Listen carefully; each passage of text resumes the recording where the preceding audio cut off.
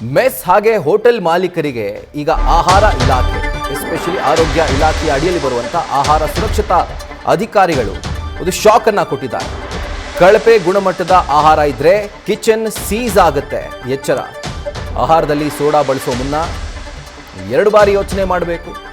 ಯಾಕಂದರೆ ಅಡುಗೆ ಸೋಡಾ ಮತ್ತು ಕಲರ್ ಬಳಕೆಗೆ ನಿಷೇಧ ಹೇರಲಾಗಿದೆ.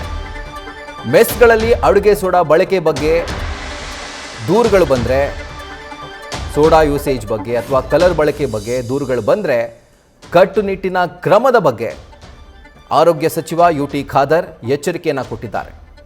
ಸೊ ಇಷ್ಟು ದಿನಗಳ ಕಾಲ ಕೇವಲ ಹೈಫೈ ರೆಸ್ಟೋರೆಂಟ್ಗಳು, 5 ಸ್ಟಾರ್ 3 ಸ್ಟಾರ್ ಹೋಟೆಲ್ಗಳಿಗಷ್ಟೇ ಅಲ್ಲ, ಸಣ್ಣ ಸಣ್ಣ ಹೋಟೆಲ್ ಹಾಗೆ ಮೆಸ್ಗಳಿಗೂ ಕೂಡ ಈ ರೂಲ್ಸ್ ಅನ್ವಯ ಆಗುತ್ತೆ. ಸೋಡಾ ಬಳಕೆ ಮಾಡುವಂತಿಲ್ಲ, ಕಲರ್ ಬಳಕೆ ಮಾಡುವಂತಿಲ್ಲ. ಇದೇನಾದರೂ ಬಳಕೆ ಆಯಿತು, ಇದಕ್ಕೆ ಸಂಬಂಧಪಟ್ಟಂತೆ ದೂರೇನಾದರೂ ಬಂತು ಅಂತಾದರೆ ಆ ಕಿಚನನ್ನೇ ಸೀಸ್ ಮಾಡ್ತೀವಿ ಅನ್ನುವಂಥ ಎಚ್ಚರಿಕೆಯನ್ನು ಆರೋಗ್ಯ ಸಚಿವ UT ಖಾದರ್ ಈಗ ಕೊಟ್ಟಿರುವಂಥದ್ದು.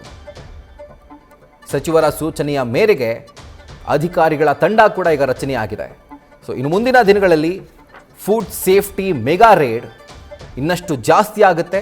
ಆ್ಯಂಡ್ ಯಾವ ಸ್ಥಳವನ್ನು ಕೂಡ ಬಿಡದೆ ಅಧಿಕಾರಿಗಳು ರೇಡ್ ಮಾಡಿ ಸ್ವಚ್ಛತೆ ಸಂಬಂಧಪಟ್ಟಂತೆ ಇರಬಹುದು, ಆಹಾರದ ಗುಣಮಟ್ಟಕ್ಕೆ ಸಂಬಂಧಪಟ್ಟಂತೆ ಇರಬಹುದು, ಅದರ ಜೊತೆಗೆ ಈ ರೀತಿಯಾದಂಥ ಐಟಮ್ಸ್ಗಳ ಬಳಕೆ ವಿಷಯಕ್ಕೆ ಸಂಬಂಧಪಟ್ಟಂತೆ ಇರಬಹುದು.